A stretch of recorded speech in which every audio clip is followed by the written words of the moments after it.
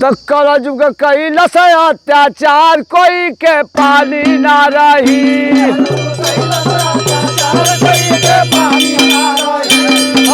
कैलस अत्याचार कोई के पानी ना रही।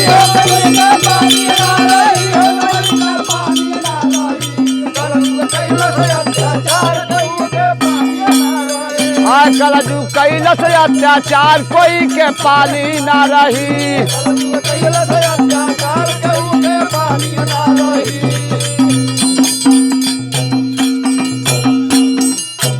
अरे बेटा आज बाप परी, ए जी बेटा आज बाप परी, आ उठावता टे बास हो घर में पतोही आके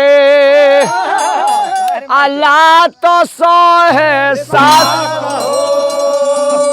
और बढ़ल जाता अत्याचार और कोई का पानी ना रही। तो कलजुग कैलस अत्याचार कोई के पानी ना रही।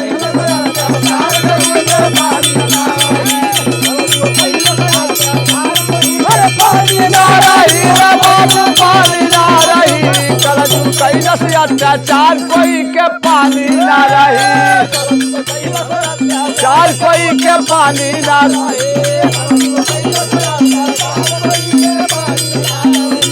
अरे पानी ना रही रे भैया पानी ना रही। कलजुग कैलस अत्याचार कोई के पानी ना रही।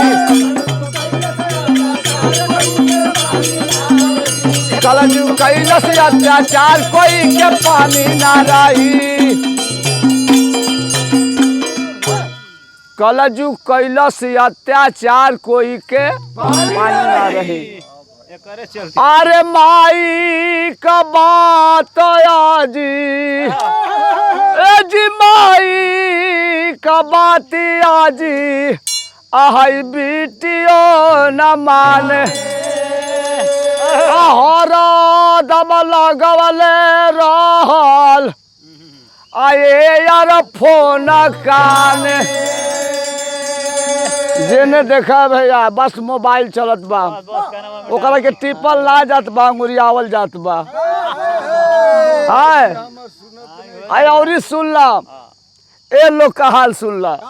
अरे बोलो पर हो जाई फरार कोई के पानी ना रही।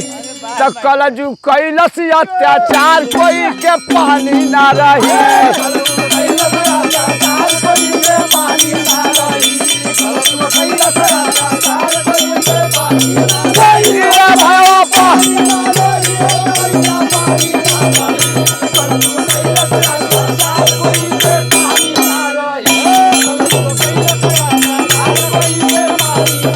हाँ कलजुग कैलस अत्याचार कोई के पानी ना रहे।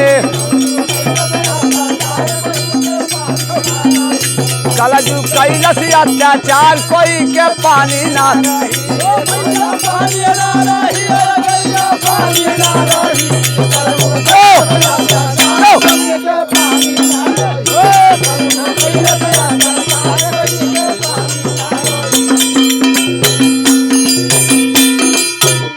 भैया। त्रेता के बात बा जौने समय भगवान राम वनवास गए रहला, उनके मनावे खातिर उन्हीं का भाई भरत गए कि भैया के हम लिया आई, मगर भैया ना आइला। कहले कि जा तू राज करिया, हम अब ना लौटब। मगर बारे भाई आजकल के भाई कैसन हुआ। अरे भाई आज भाई के ए जी भाई आज भाई के अब बनल बा कसाई लागता भरत के मर्यादा मिटी ए जी लागता भरत के मर्यादा मिट जाई। और बारू के मुल्ला आधार कोई के पानी ना रही। तो कलजुग कैलस अत्याचार कोई के पानी ना रही।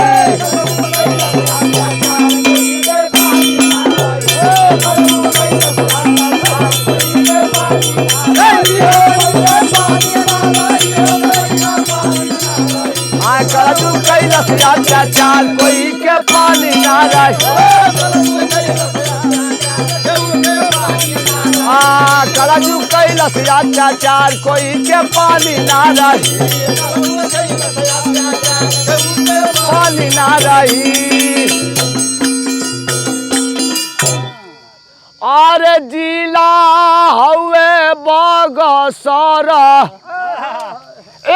जिला हवे बगसर राजपुरा थानावा गौआ हवे रामपुरा बारू गवल गानावा। और मुल्ला के बारू आधार कोई के पानी ना रही। तो कलजुग कैलस अत्याचार कोई के पानी ना रही। कलजुग कैलस अत्याचार कोई के पानी ना रही।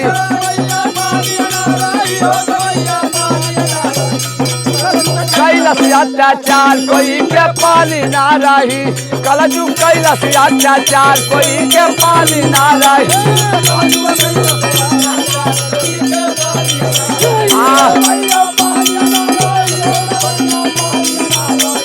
कलजुग कैलस अत्याचार कोई के पानी ना रही। कलजुग कैलस अत्याचार पानी ना रही। रजवैया पानी ना रही।